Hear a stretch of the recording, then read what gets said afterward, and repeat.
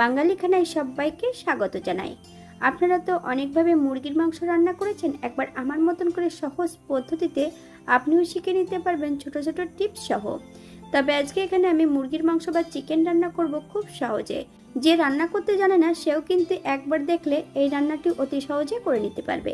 তবে আজকে আমি এখানে বাটা মশলা দিয়ে চিকেন রান্না করব না, সম্পূর্ণ ভাজা মশলা দিয়ে চিকেনটা রান্না করব।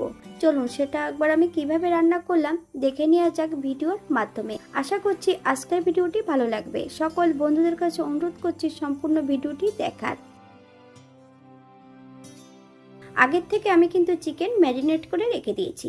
ম্যারিনেট করার জন্য নিয়েছিলাম পাতিলেবু, 50 গ্রাম টক দই।